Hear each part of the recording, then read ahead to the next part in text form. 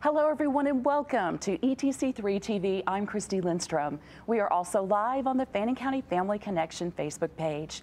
Today's program is a special program, Your Mental Health Matters. It's okay to not be okay.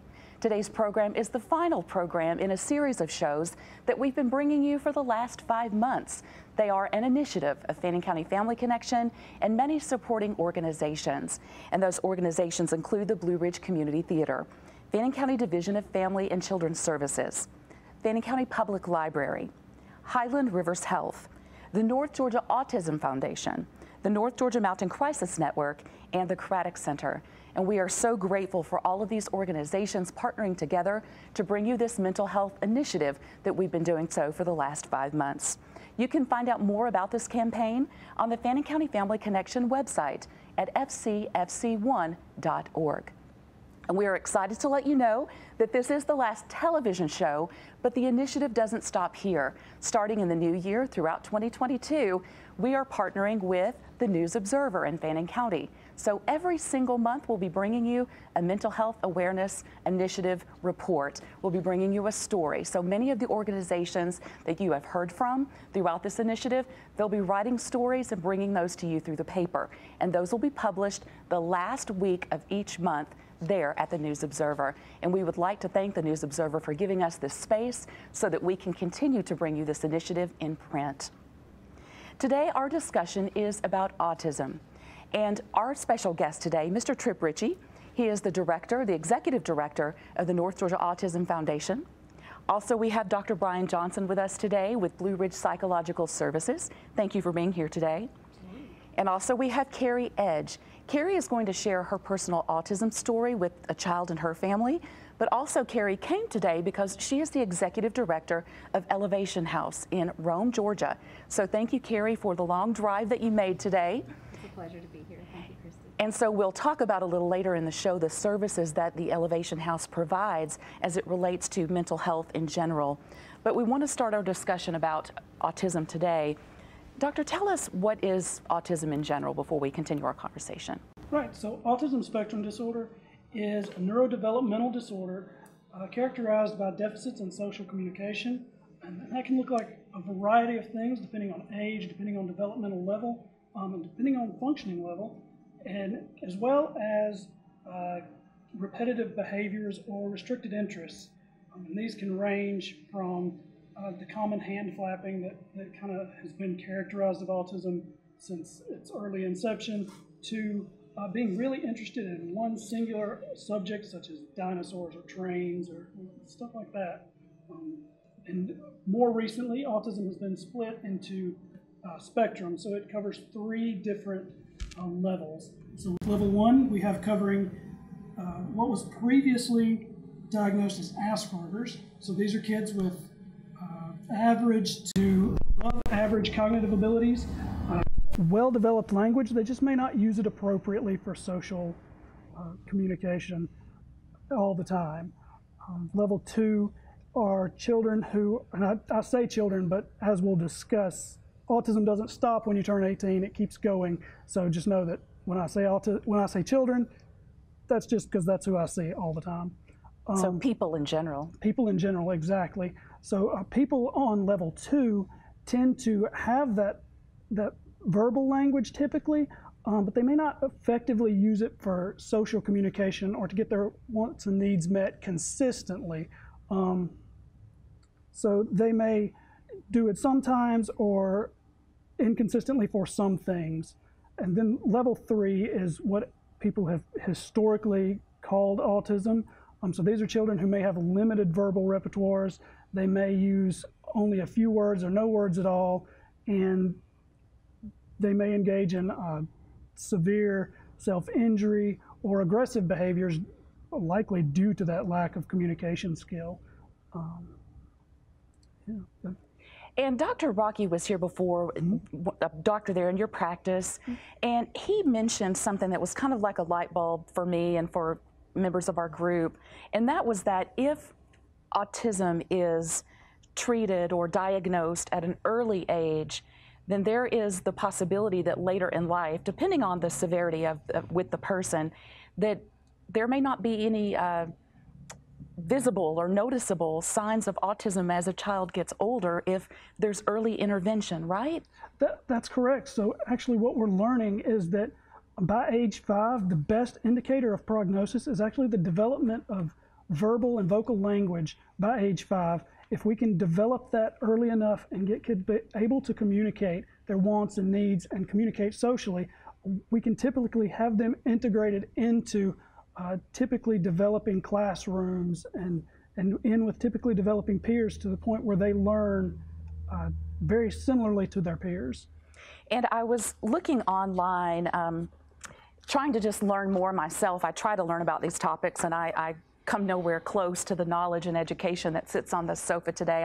I'm merely a mouthpiece to help them to deliver their stories. But I was looking on the CDC's website about children in milestones, and you can share later, Carrie, about your personal story that you realized that your son was not meeting certain milestones. So tell me about milestones and what parents should be looking for, and then we'll talk about some resources for tracking milestones. Absolutely. So milestones in general are things we're looking at that should be achieved by certain ages.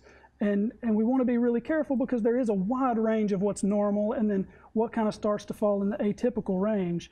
But typically we want to see things like at a certain point we want to see kids making eye contact with significant caregivers and looking towards individuals and orienting toward loud noises. These are all things that we look for, and if we're failing those, then we may need to seek some outside help, some outside consultation.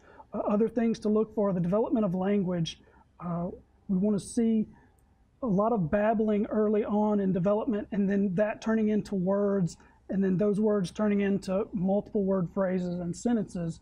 And again, this is dependent on age, and there's a lot of different milestones that we have to talk about. But as kids grow older, professionals in their lives will start to notice these differences, and that's really where we want these families to get caught, is with these professionals noticing and catching with those milestones. And as I mentioned, the CDC has some information, a really nice collection of handouts that you can look at, and it's www.cdc.gov/actearly. Those are milestones. And I'm not sure if we're ready in the booth, but there's a short video that I can show. And let's take a look at that quick video, and it'll tell you more about the app for milestones that you can track on your phone to see where your child's milestones are. And also you can get a copy of this handout. So if we can take a look at that quick video.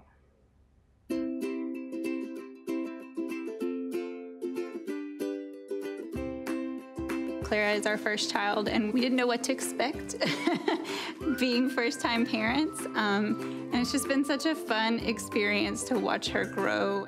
Starting out very early, we monitored Clara's development using the Learn the Signs Act Early checklist. It was just an amazing resource to be able to say, okay, you know, this is what she should be doing at this age, and it calmed our fears a little bit. I would have to say my favorite resource of the Learn the Signs Act Early would be the app. But having the app readily available has honestly been great, and it's been awesome just seeing her development and growth. The Learn the Signs Act Early app is actually very easy to use. I can access it right there on my phone, and whenever my mind kind of pops to it, I can open it up. I think I am a Learn the Signs Act Early super user. The Learn the Signs Act Early materials have been invaluable to me because I feel like they've been there with me throughout parenthood in kind of the way that a wise old friend might be. Using Learn the Signs Act Early has helped me monitor my daughter's development and gives me a great peace of mind that the information is accurate and it's backed by science. It's fun to see when she achieves a milestone. I feel very proud for her and excited. And it's not just a milestone of, is my child doing this next thing? It's what should I be working with my child next? Because that can be a big question mark as a first-time parent. You know, I want to know if maybe she's lagging farther behind than she really should, and that's something to bring up with our pediatrician. having something at my fingertips to kind of go through it with her physician. She's hitting these milestones, but not these other milestones. Should I be concerned? What kinds of things can I do to bring her up to speed? And then taking that and translating it with her teachers in her classroom to make sure these are the things I would like to focus on, and how can we work together to make sure that she's developing appropriately. The Learn the Signs, Act Early resources empower parents to take a stake in tracking their child's developmental milestones.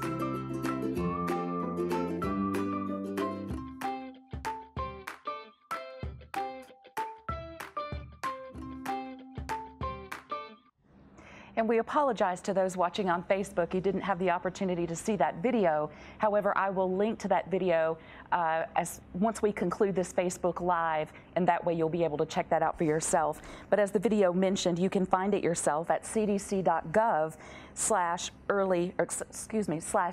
early, and that will give you some milestone information. You can pull those handouts out, and that can really help a parent, right, to understand what milestones their child should be meeting. Absolutely. And again, we don't want to scare you with some of this, because some things are normal to be a little bit behind, and there's nothing wrong with seeking out help or consultation, even if it is just a little bit. That's what those professionals are there for. And the worst case scenario, you get a little bit of help that maybe wasn't 100% necessary, but in the grand scheme of things, that's a pretty okay outcome. And why is your practice of looking at autism in children with these issues, why is that important to you? Because we didn't talk about your education, but your education and experience have brought you to this point of serving children. Right, so for me personally, for a long time, I knew that I wanted to understand people. I found people fascinating from an outside and an inside perspective. I was just always a curious person. So I went and got a bachelor's in psychology. And while trying to decide if I wanted to do research or work clinically, I got a job doing in-home applied behavior analysis with children with autism or with developmental disabilities. And not only did I get paid to play Play-Doh and play with Legos, I got to be present during some major milestones for some people's lives. I got to see kids speak their first words and their first sentences. And that sticks with you. That's something that I felt like I could do that, and I've continued seeking that out since. And you have a partnership with North Georgia Psychological Services, or Blue Ridge Psychological Services, and the North Georgia Autism Foundation. Your organizations have been working together since about 2015, right, Tripp? Yes. First, I'd like to thank Dr. Kyle Rocky for never giving up and seeking the best possible resource for children with autism in Blue Ridge and northern rural Georgia. It's admirable what he did, and to find somebody as qualified and as unique in their ability to provide services as Dr. Brian Johnson is a blessing. I mean, it's an answer to our prayers. He's incredibly qualified. He's gifted with the children, and also, importantly, he's gifted with the families. And when you're supporting a child with autism, it's important to include and treat the entire family, because that's the environment the child spends a lot of their time with, and he has that gift that not every clinician has. And so we're just thankful that he's here, and he's doing great work. He does have he's doing such great work. He has a wait list now to July, and so July of 2022. Yes. Okay. So we could use 2 or 3 more Dr. Johnsons in this area and still not have enough services for the children that we're trying to support. But hats off to Dr. Rocky. He did an amazing job, and hats off to Dr. Johnson. Kind of going back to the milestones, if I could, just a little bit. I've worked in a couple of hospital settings in developmental medicine, and there is a systematic approach to assessing these milestones. And there's a screener called the MCHAT-R that can be used by the clinician and should be used starting at the 12-month baby check, 18-month, 24-month, 36-month. to see, one, if there is developmental delay, to make sure that the child is progressing on schedule, because they can start out having fewer features of delay or developmental deficits, and those will increase because they are not maintaining their progression towards the appropriate developmental stages. The challenge that we have is that the pediatricians have kind of a cultural approach to development, as all children develop at a different rate with different features, and they don't want to label a child. So by using an evidence-based repeatable screener like the MCHAT-R, they can make the referrals, as Dr. Johnson said, to speech, to OT, to any of the other developmental areas that are showing up, and begin treating that child with intense therapy at an early age. And going to the speech and communication, behavior is important too, because if a child can't sit for these modalities like speech and OT, they are not going to get the full benefit, and it's going to increase anxiety for the child, for the clinician, and for the family.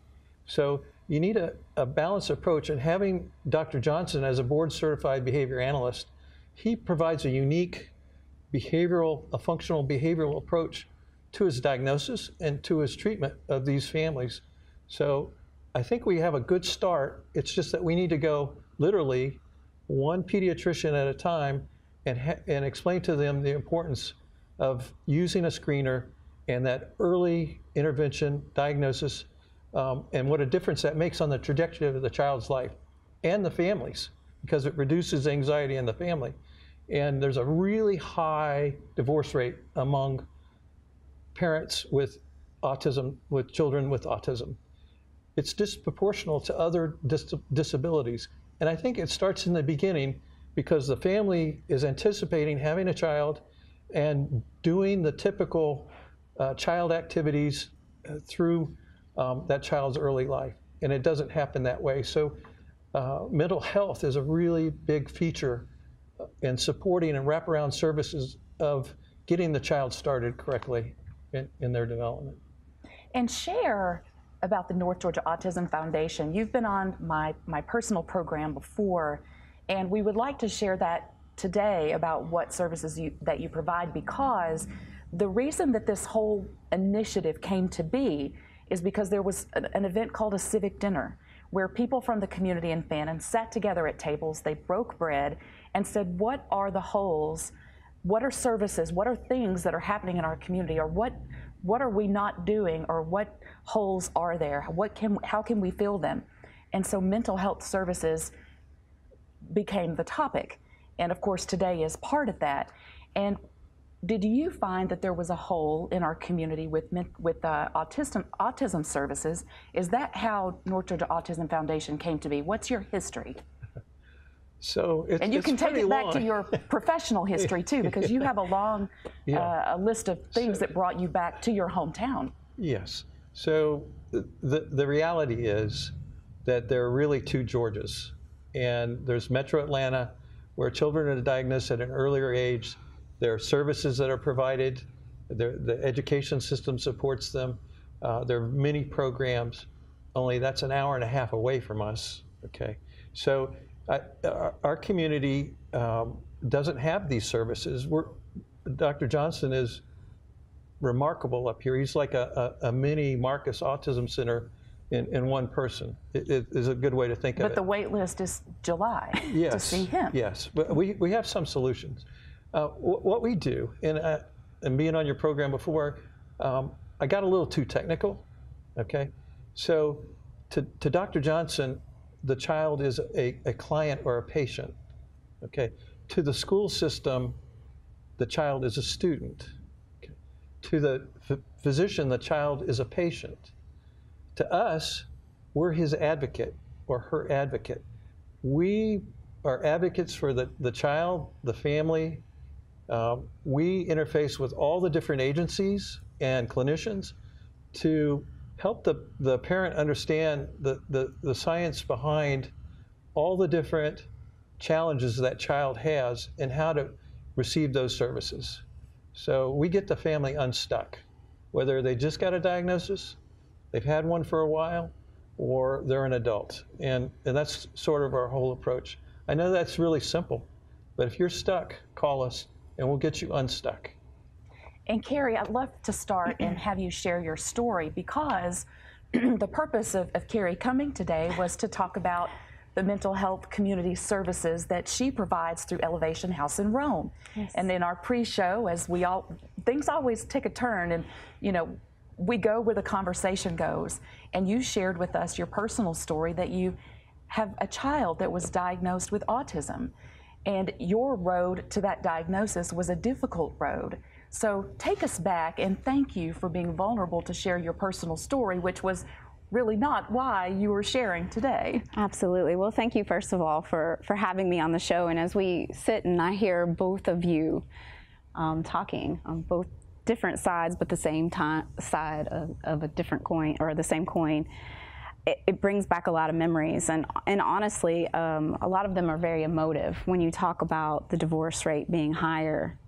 And there needing to be advocates and support systems, even outside of medical mental health care. That's very critical. And that's one of the things that Elevation House does for adults living with serious mental illness. Can you brush your hair back just a little bit off your microphone? Thank you so much. So my son is 20 years old, and our journey began at 17 weeks gestation. So that's before he was born. And there was a notice in our ultrasound, the one everyone's always excited about. That's the one where you find out if you're having a boy or a girl. Well, we found out that we had abnormally large ventricles in the right and left hemisphere of the brain. And as just a lay person with some background in psychology and sociology, I had a bachelor's. Kind of knew, but didn't really know. And so it started a series of ultrasounds up until delivery. And when he was born, there were neonatal specialists in the room, and everything checked out good. Everything seemed to be fine. His APGAR scores were a little lower, but we kind of thought, okay, everything's good. We were referred to a neurologist up until his 6th month. He had some scans that were done. We had to wait a little while. They wanted him to be done really early, but him being put to sleep as an infant was very dangerous, and we opted as parents not to do that. We took a calculated and educated risk to not do that. And at 6 months, he was reaching, or appeared to be reaching, developmental milestones. And we were released from care, and then shortly thereafter, we moved from Louisville, Kentucky, to Rome, Georgia. And we started to notice that we had an older son who's 4 years older, and we started to notice that our younger son wasn't quite reaching some of the milestones like we thought that he should be, namely with mobility and speech. He made fairly decent eye contact, and I think somewhat as a mom, I ignored it because I had what appeared to be a normal baby after a very traumatic 40 weeks of pregnancy. When someone tells you something's not quite right with something you're carrying, it's an experience that I can't even share with you how emotional that can be and overwhelming. And so my son was 3 years old before a pediatrician who was new to the Rome, Georgia area had the courage, that's what I told him, had the courage to say, I think something's not quite right. We had tubes put in his ears. They said that would fix the speech. They explained away some of the mobility issues because he was mobile. So instead of crawling, he would roll. So we called him Rolly. So he would army crawl or roll everywhere. He still got to everything he wanted or needed, but it was just different. He didn't walk quite at a year old or 18 months. In fact, he walked at 19 months and then stopped walking until about 24 months. So there were a lot of his development was odd, and it's still very odd. A lot of abnormalities. One time he's exhibiting, he can do things, and then other times he can't do the same thing. Just a lot of inconsistencies and abnormalities. So After we were told by a pediatrician that we should pursue additional avenues, she sent us to a psychologist who gave our son his first diagnosis was oppositional defiance disorder and ADHD. And then from there, we got in a car and we drove anywhere they told us to go. And fortunately for my family, we had the resources, but I think about many families who maybe don't have the resources or don't have the educational background that I might have had to understand the enormity and complexity of what we were experiencing as a family. We were able to enroll in the Babies Can't Wait program that's here in Georgia. He had about 8 to 6 months in that program.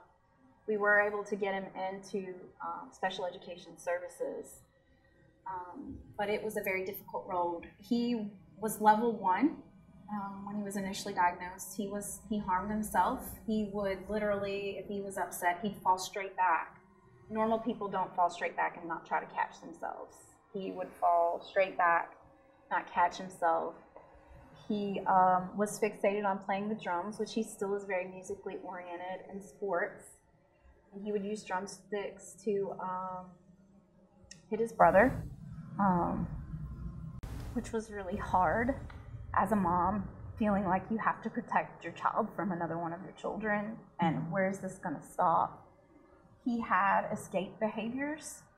We have a lot of really horrific stories about escaping. I mean, we had to lock ourselves in our house. We called him Baby Deanie, like Houdini. He would use the drumsticks to manipulate any kind of lock. One morning at 1 a.m. in the morning, I had a really sick feeling in the pit of my gut. We had an infant daughter at the time. I had 5 children total. And I had a sick feeling in the pit of my gut, and I got up, and he was on the 2nd floor balcony climbing up to the top. And I immediately said, we have to move. He escaped into the neighborhood. He was running around. Fortunately, we were kind of in a cul-de-sac. So he escaped from the pediatrician's office and ran into the parking lot. So when you see people who have their children in backpacks with little tails on them, don't laugh at them. The first altercation my son ever was in was at age 6 because someone laughed at his brother because he had a leash. So you don't know what you don't know, but that was our experience. Now my son is 20 years old. Thanks to advocacy from ourselves as parents hanging in there and fighting for him with IEPs, pushing back with the school systems, having educators that would listen to us, connecting with NAMI Rome. I encourage people to connect with advocacy organizations, find other families like you that can support you and help you along the journey. Everybody's journey is different, but it helps to know someone else is in the same journey. My son will graduate as a senior. He's a senior at Model High School this year, and he will graduate, and he is going to be an intern at Redmond Regional Medical Center through Floyd County School Systems Project Learn, where he will actually work at the hospital for a year before he will receive his certificate from the high school.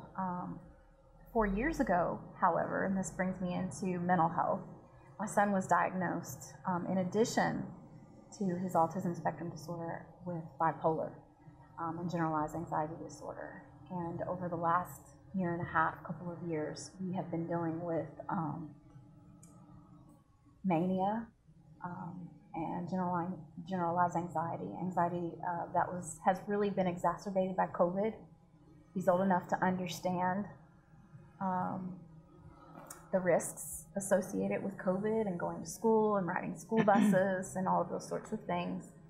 And it is not easy. Every morning is difficult.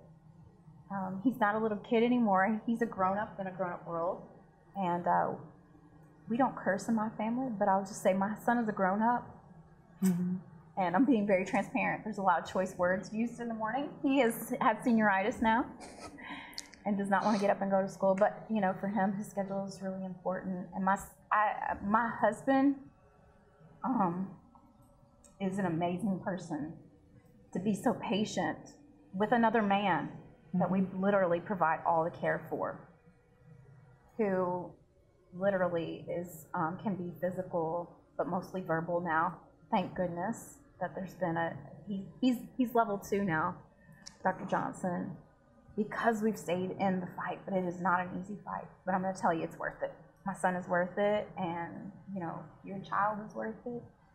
And Tripp, is her story common for parents that are walking through the doors? As she mentioned, she has a background in education in psychology and the mental health field. And that really didn't, I mean, while it equipped you, it didn't equip you because you're a parent. So is she common as parents that walk through your doors? Probably the best advocate for a child is a well-informed parent. And that's because they're going to all the different environments that the child is experiencing every day, whether it's the school or to out in the public, to the clinics that they need to go to. And kind of if you think about North Georgia and the rural settings, there are no independent pediatric rehab facilities. There's no OT, no PT, no speech, pediatric. So the school system provides those services in the rural communities. Now their focus is IDEA, which is the federal law that governs what's required for an education, okay? So their level of success is to provide equal access to an education, which is different than a medical assessment, okay? So if you have a child that's getting speech or OT, in most school systems, they are not providing a medical treatment. They're providing enough so that that child can attend and participate in class. Those services generally are not of the frequency or intensity to change the child's brain, okay? Sometimes they're in groups, sometimes they're once a month. It just depends on what's agreed upon by the family. I have to say, in our area, we're very fortunate because Union County has Tiffany Seltzer, and she's the director of special ed. They go above and beyond to support these families because they get it. In Fannin County, we have Shannon Miller and Dr. Connie Huff. They go above and beyond. They treat every child as if it's their own child and ensure that these services are provided at a level normally above what an educational system will provide because there are no other services. That parent, and parents are highly variable. They have different abilities. Some don't understand, some understand. And it's not always the ones that you think. Let me just say that. But the school system here provides those pediatric rehab services, I think, well beyond what we could expect in other areas. And they do make a difference in that child's life. Because if they see the child not progressing in an area like speech, for example, they provide more intense services. And they have a phenomenal speech and language pathologist at their Head Start, Sarah Rice, who's as good as any that I've seen in any hospital I've worked. And she has a heart for this. And they have a school psychologist named Christine Hinman, and she gets autism. So to have those type of resources with Dr. Johnson, it makes the IEP process a little bit easier because they're on the same page with you. They're not throwing up obstacles to prevent the progress. So going back, just to review just a little bit, we're at the pediatrician, they do a screener, they see that the child's not progressing, they make a referral to Dr. Johnson. Dr. Johnson makes the diagnosis. They send the child to school. The child gets screened for special ed services. We still need to send that child down to Canton for additional outside services so that you take the school services and the outside services to ensure that the child has the best chance possible. You're optimizing that child's services, okay? Then you go into transition services. When the child's in 9th grade, they have to have by law, a transition IEP. The challenge that we have is that transition is to the end of the school program, and either with a diploma or a certificate or the child's 21st birthday, okay? So that's not preparing that child necessarily for what happens after school. And you could probably talk to that because they have great services in Rome, what Carrie has explained so far, but that's not everywhere. No, and regardless of the services you have, the system is difficult to navigate. We don't do a very good job of educating people how to navigate the system, and I experienced that with adults living with serious mental illness, who, by the way, most of the individuals I serve do not live on disability because the system is so difficult to navigate, and they don't know how to access the resources that they need. So as a parent of an adult that lives on the spectrum and has a mental illness, all the things that you're talking about. So he's been on private insurance up until he was 19 and a half years old when he was approved for services through the state.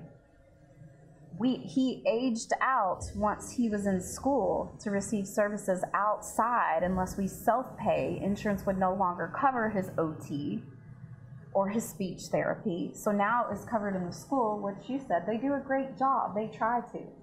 But look at the number of children that an occupational or speech therapist in the school system has to see.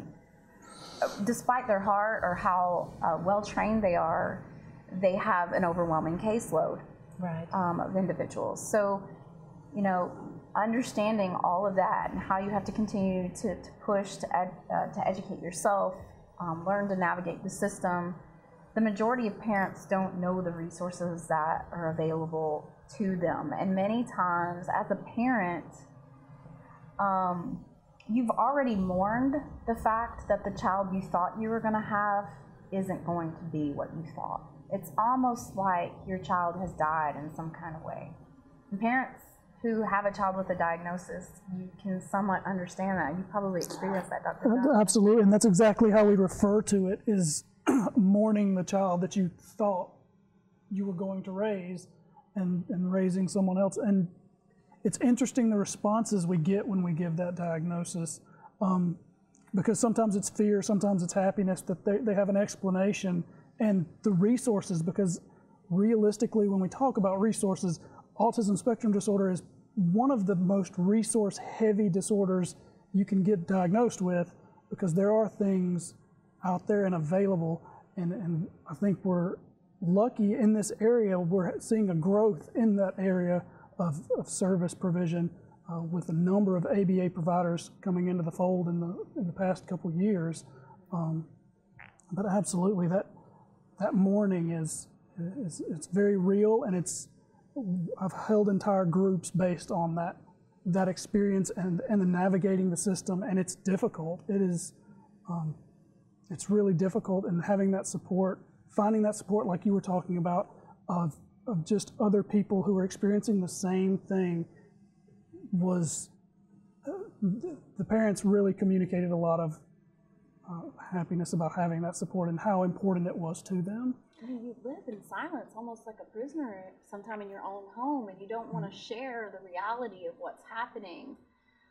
You know, and I even see this from the parents of the adult members of Elevation House that I work with, that, you know, when they're experiencing mania, or they have a psychotic break, they keep all this inside. And so as a parent or a caregiver, you need that additional support because it's difficult. And the groups that you're talking about, are those support groups, or tell us about the groups that you're talking about of parents that come together? So I've only run one of these groups so far, and it was, I feel, a big success. They felt it was a big success. But we had about 6 or 7 parents of children who had been diagnosed. Most of them had been diagnosed recently. 1 or 2 of them had been in the diagnosis for a while. But it was kind of, we were looking at it a little bit as a therapy group, from one aspect where we talked about coping strategies and kind of for the parents themselves, and then also about strategies in helping with progress seen for their kids and navigating the system and what the diagnosis means, and just a whole lot of information that can kind of get lost otherwise. And they really enjoyed it. I think they wanted more of it than I could provide, but it was a really good experience, and I'm hoping to get some more of those together and as time goes on, because it was, like I said, a really good experience for everyone. And Tripp, do you offer those through the North Georgia Autism Foundation, opportunities for families to come together and learn? So now that Dr. Johnson is here, we refer families to him for those programs. We provide parent groups, which is different than a parent support group. We like to bring in professionals to provide information to parents. What we found when we were operating parent support groups was a dominant personality would take over the group and tend to focus on their own experience, and that didn't seem to be as beneficial as we present, information on developmental pediatrics or ABA or guardianship or IDEA, and have the actual people that provide those services come in and talk to the parents. But you need both, because there is mourning and there's a crisis. And I think something that Dr. Johnson said was adjusting expectations is really important, because a lot of parents are still focused on, my child's going to go to school and graduate and go on to college and be independent and have a happy life. And now it's derailed, but you can still bring them back to, what is success? Success is progress from where you are right now, okay? It's not fixing that dream back to being on track of what you thought it was going to be. And I think the sooner that they realize that progress is from where you are right now, and it can happen today, it may go 2 steps forward and 1 step back, but you're making progress today for your child. And that's the goal, not to fix the child so that they can go out and be what you thought they were going to be before you received the diagnosis or had a child. And I think that's the first step that Brian is providing. Yeah, absolutely. And I think one other thing that we don't, or we sometimes have to do, is remind parents that what happiness for their children looks like is going to differ based on the child. Like, the children may be happy as they grow up doing a variety of things, and it doesn't have to necessarily be that dream of happiness that the parents had to begin with. Happiness can be a lot of things. So kind of reminding parents of that flexibility, that it's all right to be a little bit different. It doesn't matter that much. Right. You have to be very pliable. It's not for everybody. It's not for wimps. But you have to realign your entire thought about what life was going to look like. Many times I still wonder at 20 years of age, will my son live on his own? He talks about it occasionally. Will I be 80, 90, 100 years old still providing care for my son? Can I? Because there are many self-care things. Although you probably would be in the same room with him, you all would know. But a lot of people wouldn't know that he lived with autism. But he needs a lot of care. And can I physically, for someone who's 6 foot, and I'm not, provide that kind of care for him as he grows older, and he has some issues of his own, health-wise, mobility-wise, etc. And what does my retirement look like? Guardianship. I have to take his rights away as an adult to make decisions for his own life, and all of those things that come with it's so complex. Yeah. But it is a beautiful journey that I wouldn't not experience for anything in the world. My son loves people, and people love him. He never meets a stranger.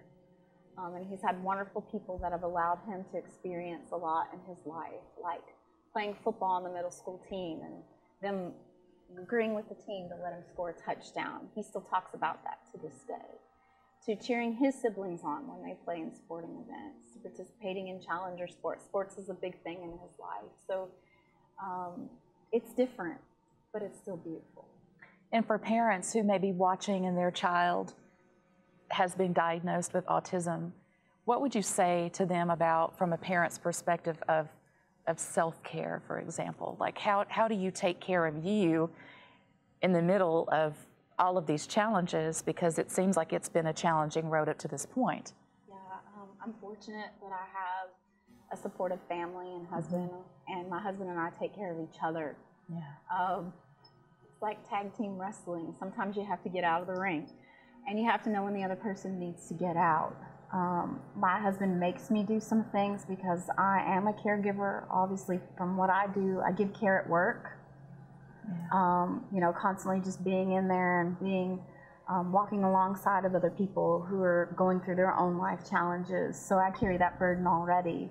So we all constantly keep track of each other. I would say for me personally, my spiritual walk is extremely important. Believing that there's something greater than me that's in control has been very helpful. And being okay with not being okay, and being transparent to say I'm not okay. Right. Because I'm going to tell you, that has been the hardest challenge for me. Because I always try to want to keep it together with a perfect little bow. And life doesn't have perfect little bows. It's okay for them to be a little uneven or untied every now and again. It's okay. And do you think that your journey with your child led you to the Elevation House? What was that journey like that got you to this place? And let's kind of change our conversation just a little bit about those services that you offer there. So that, my son's experience, but I also worked for the Floyd County Sheriff's Office. I was a sergeant in our professional development division, but before then I worked the jail. And our country's jails and prisons are our mental health institutions, and that absolutely should not be. There are people in our jails and prisons that don't deserve to be in our prisons. We have criminalized people living with mental illness, people living with autism, and something has to be done to change that. And if I could be a part of the solution from the things I experienced there, and then on a personal level, I'm seeing family members struggle through mental illness, losing a friend who died by suicide, who I was on the phone with her. So personal things, and then seeing that at the sheriff's office made me realize something more has to happen. And the something more is not complicated. Elevation House uses a very simple yet effective model of mental health recovery. We are a mental health recovery center. Our model has been used for more than 70 years across the globe to literally transform lives. We are friends and colleagues that walk alongside of people in their journey to mental wellness to help them find and achieve a personally gratifying life, or whatever that looks like to them, not their parents, but to them. What does that look like? And how do you do that? We provide wraparound supports. So we may connect with Dr. Johnson's. We may connect with Tripp, Ritchie. It is a community of people that it takes to rally around another person. Some very simple things that we do is helping them navigate the system. Some people need help applying for disability for the first time. They need supports being able to afford their medication, because most people living with serious mental illness are uninsured or underinsured, leaving them with such a disparity in healthcare that they die 25 years before their peers. That also should not be. So helping giving them the best chance that they might possibly be able to have to live a fulfilled life. They come daily and find meaningful work at what we do at Elevation House. So Elevation House's model is intentionally understaffed so that when people come, they can be involved in every facet of running the nonprofit, from running the kitchen to helping cook 2 meals a day for their peers, to running the nonprofit, helping us raise funds, doing our social media, doing graphic art, experiencing things that maybe they never have tried before, but no task is off limits. And then for those that want to go to work, helping them build the stamina to work through our daily program and the confidence. And I've seen people who literally, you have never worked and never thought they could work, who live with schizophrenia or schizoaffective, things that people in our community are afraid of, who are working and thriving. I have a young lady, she's 55 years of age, who is living in a home for the first time ever in her life. And it took 1 year for us to help her find a place to live that she could afford. I have a gentleman who was on disability for 12 years and never thought he would work again in his life, and he is working in the career that he wants to work in. I have another young lady who lost her licensure to be a vet tech who has recaptured her licensure and is working as a vet tech, living a personally gratifying life. I'm going to weddings. We just live life with each other, and we don't do anything that's medical mental health. We refer people out for those resources, but we help them navigate life, basic living skills, and just be there as a support system. And who's eligible for those services there at Elevation House? So we do service the Northwest Georgia area. We have some virtual programs. Unfortunately, Medicaid or Medicare does not cover our services. We're specifically excluded from coverage. So they can't get transportation through those services to Elevation House. But if you can get there, we serve you. There are only 2 clubhouses in the state. Anyone who's 18 years of age or older who lives with a serious mental illness. So this is primarily the diagnoses of bipolar, schizophrenia, schizoaffective disorder, major depressive disorder, or a combination of any mental illness that impacts your ability to successfully live and thrive in your daily life. Our services are completely free of charge.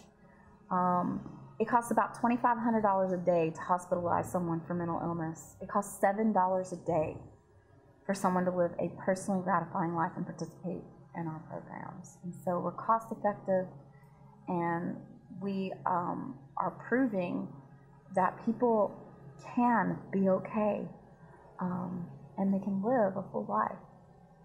Well, thank you for that service that you provide to Absolutely. North and Northwest Georgia there through Elevation House. And we have about 9 minutes left in the show. We haven't even taken a commercial break. Sorry to the tech folks. They can figure that out later. As we round out our time together, Tripp, what have we missed today?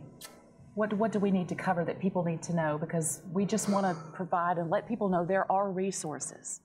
So a couple of things, I think. The prevalence of autism, right now on the CDC, it's 1 in 54.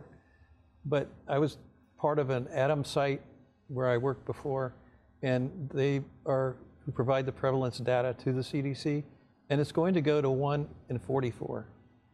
And there's, presently with 1 in 54, adults with autism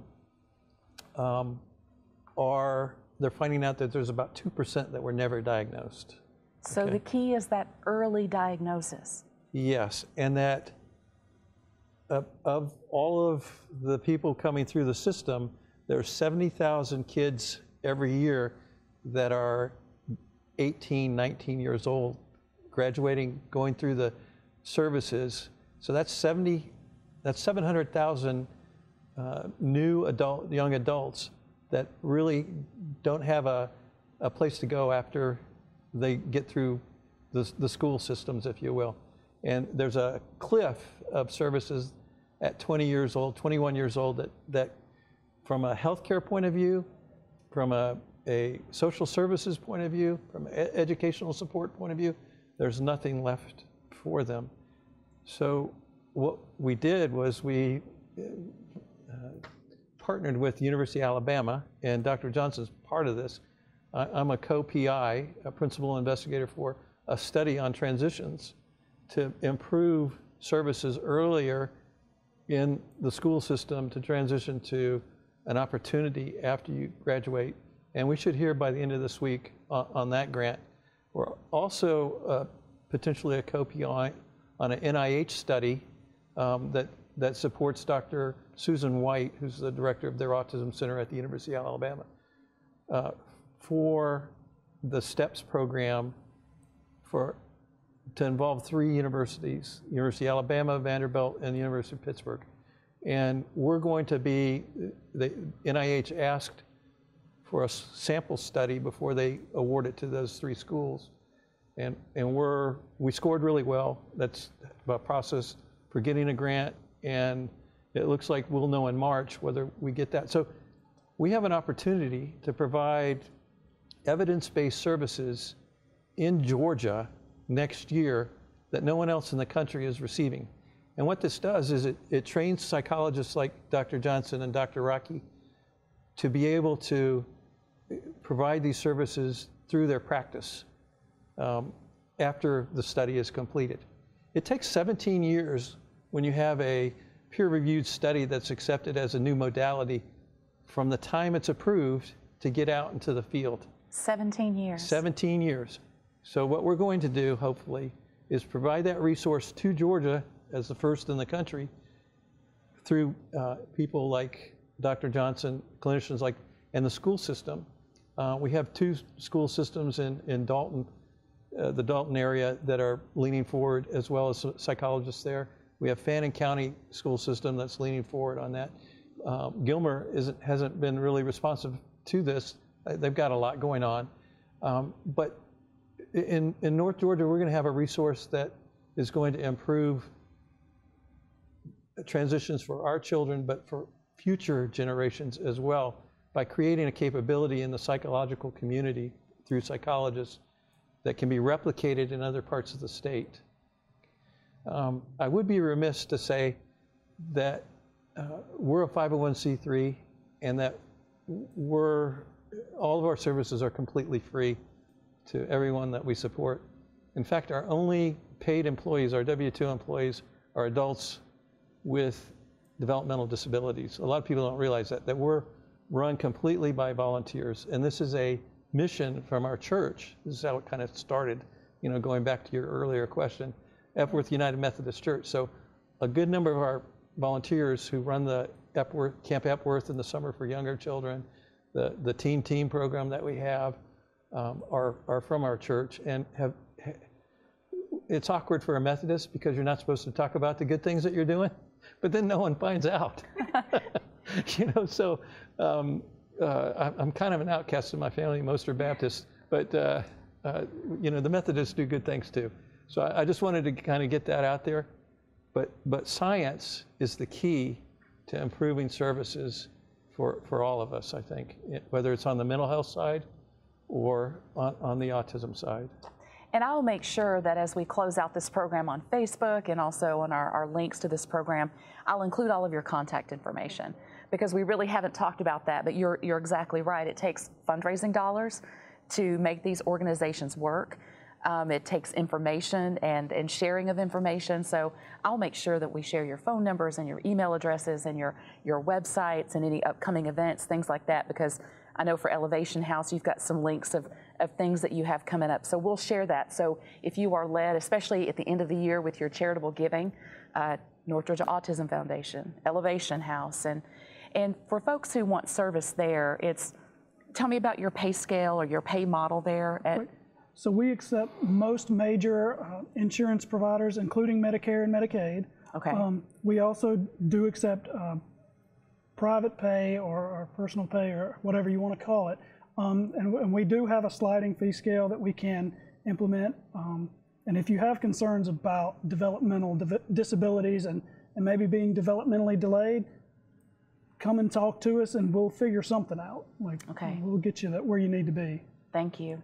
Well, I appreciate you all coming on the program today. As we mentioned earlier, I had a thought in my mind, and I should always just toss that out the door, do the pre-show talk, and then it all becomes something different. And what valuable information that you, Carrie, provided today, being vulnerable about your own family and your struggles, and hopefully if parents are watching and their child is maybe off in some of those milestones, that Tripp Ritchie now is a name that they know, or you, Dr. Johnson, there at Blue Ridge Psychological Services, that they can give you a call and help them help their child get on the right track. Well, thank you all again for being here today.